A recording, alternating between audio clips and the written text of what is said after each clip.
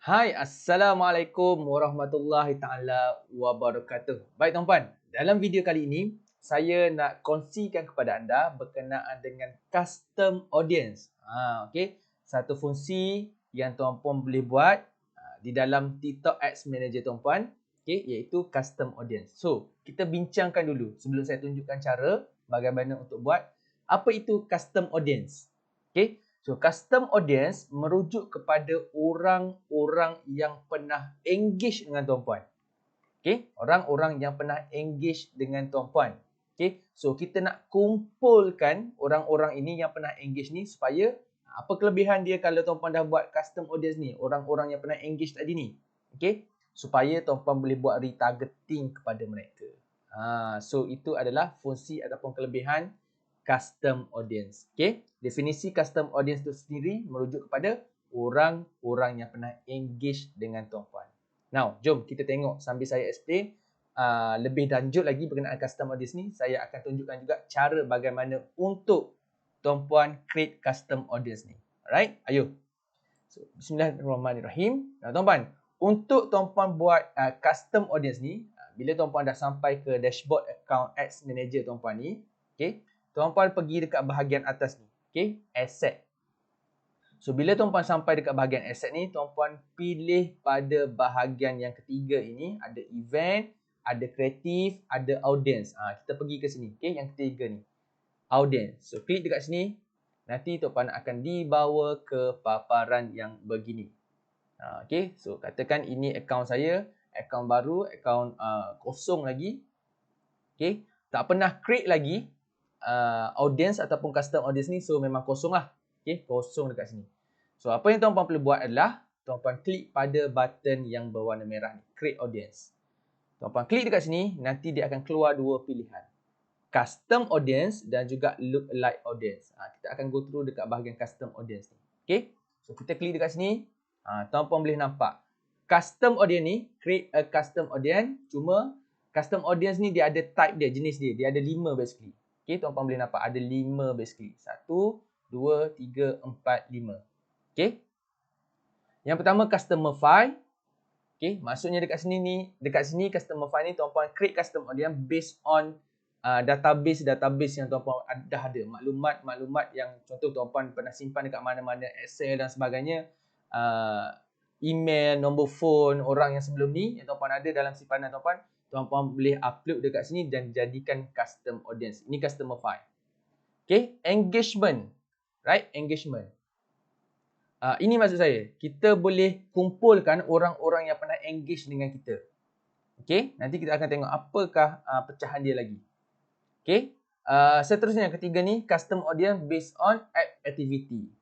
Orang-orang yang pernah download apps tuan-puan, okay, dan sebagainya. Okay, website yang seterusnya, website traffic ni, tuan-puan boleh kumpulkan orang-orang ni, custom audience ni tadi, orang-orang yang pernah engage ataupun interact dengan tuan-puan punya website, pernah visit ke, okay, pernah buat pembelian di website ke, add to cart dan sebagainya, aktiviti di website. Okay, orang-orang yang pernah buat sebarang aktiviti di website.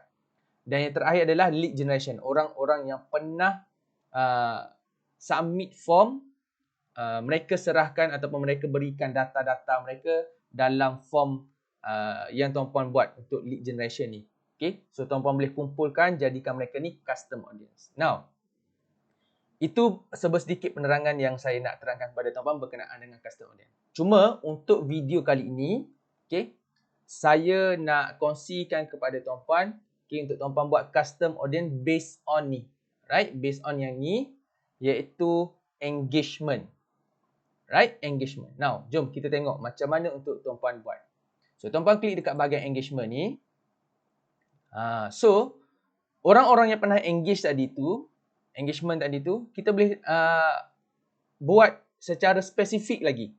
Okay, kita boleh buat secara spesifik lagi. Kita nak kumpulkan orang-orang yang bagaimana. Okay, interaction ataupun engagement dia, mereka dengan kita sebelum-sebelum ni. Sebagai contoh dekat sini, tuan-puan boleh nampak. Okay, saya besarkan sikit, saya zoom sikit. People yang pernah klik. Okay, tuan-puan cakap dekat TikTok saya nak orang-orang yang pernah klik. Itu yang pertama. Okay, yang pertama ada dekat sini.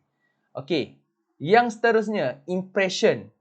Orang-orang yang pernah tengok ataupun nampak iklan tuan-puan. Yang pertama tadi tu, klik, orang-orang yang pernah klik.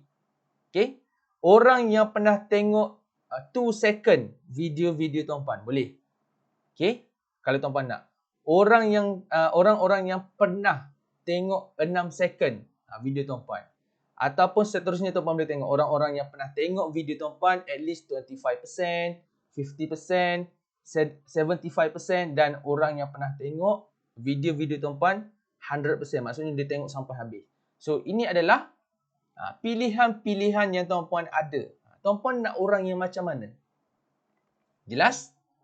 Sebagai contoh, dalam video kali ini saya cakap dekat TikTok ataupun apa yang saya nak buat sekarang ni adalah saya nak create satu custom audience, saya nak kumpulkan orang-orang yang pernah klik pada iklan saya. Okay, orang-orang yang pernah klik pada iklan saya, dia pernah engage. So saya pilih klik dekat sini, saya maintain klik. Okay, dalam tempoh berapa hari yang lepas? Nampak ni, in the past 7 day kalau tuan-tuan nampak by default dekat sini. Okay, in the past 7 day. Maksudnya saya nak kumpulkan orang-orang yang pernah klik pada iklan saya ni dalam tempoh 7 hari yang lepas. Maksudnya 7 hari ke depan lah.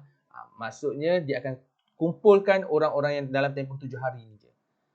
Katakan saya klik pada iklan tuan-puan hari ini. So saya akan duduk dalam custom audience tuan-puan ni dalam tempoh 7 hari. Hari yang ke-8 saya dah tidak dikira sebagai custom audience tu. Jelas? Okay. Cuma dekat sini tuan-puan boleh pilih. Dia ada option 7 day ke, okay, 14 hari, 30 ke, 60 ke, 90 ke, maksimum 180 hari yang lepas. Okay, so terpulang kepada tuan-puan.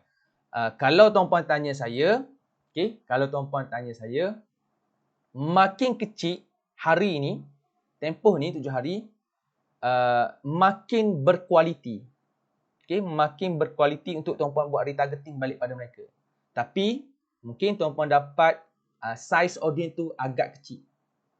Okay, so dia ada pro and cons. Kalau tuan-puan pilih lagi besar, paling besar 180, mungkin tuan-puan menang daripada segi size besar.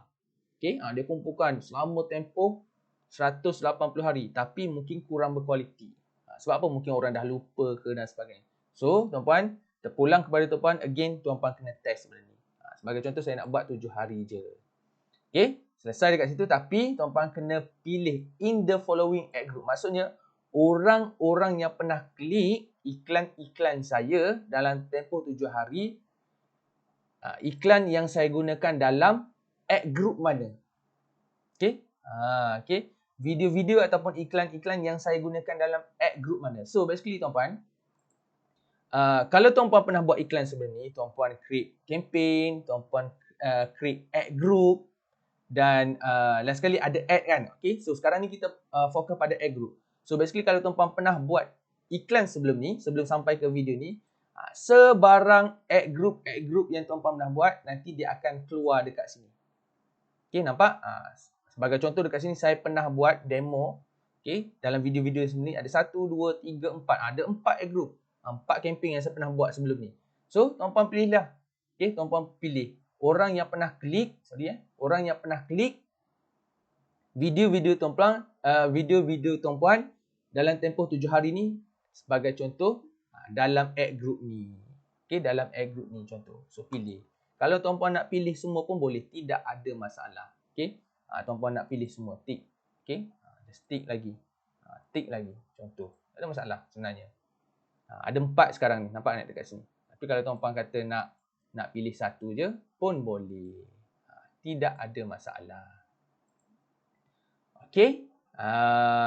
Last kali selesai je setting tu, tuan-puan. Last kali tuan-puan perlu masukkan nama pada audience ni. Okey. Nama pada audience ni. Orang yang pernah engage ad group, contoh ad group beauty, contohlah dekat sini. Ini pun sama, rujukan kita dalam tempoh 7 hari. Kalau tuan-puan nak letak apa-apa, tak kisahlah. Janji tuan-puan ingat. Ni audience apa yang saya buat hari tu? Custom audience ni. Jangan pula nanti tuan-puan sendiri pening. Ni audience mana ni? Okay. So, masukkan nama dan last kali klik confirm. Okay, klik confirm. Alright. So, tuan-puan boleh nampak. Dah ada satu custom audience yang saya dah buat dekat sini. Okay. Based on engagement. Based on custom audience engagement. Tuan-puan boleh nampak lah dekat sini, okay? Available, masih lagi kosong, unavailable ni, availability ni masih lagi unavailable. Sebab apa? Nombor satu, audience ni kita baru buat. Contoh saya baru buat ni kan. Nampak dekat bahagian bawah ni, tengah processing data. Okay? Ataupun nombor satu, mungkin kalau tuan-puan tengok masih lagi status dia unavailable selepas ni, mungkin sebab audience tersebut terlalu kecil. Okay, terlalu kecil. Tapi kalau kata mungkin tuan bagi masa dekat dia, dia populate, dia proses data kan, sampai tuan-puan tengok status dia ready. Dan dia adalah dia punya size dan sebagainya. Masa tu tuan-puan dah boleh guna. Okay, alright. So, itu saja untuk video kali ini. Hopefully membantu tuan-puan. Okay. Cara bagaimana untuk tuan-puan create custom audience, tapi dalam video kali ini saya fokus kepada custom audience yang jenis dia adalah engagement. Okay, insyaAllah dalam next video saya tunjuk pula step macam mana untuk tuan-puan buat ataupun create custom audience untuk contoh website traffic pula. Mungkin lepas dalam video next. Okay, insyaAllah. Hopefully membantu tuan-puan. Video kali ini kita jumpa dalam video yang seterusnya. Assalamualaikum warahmatullahi taala wabarakatuh.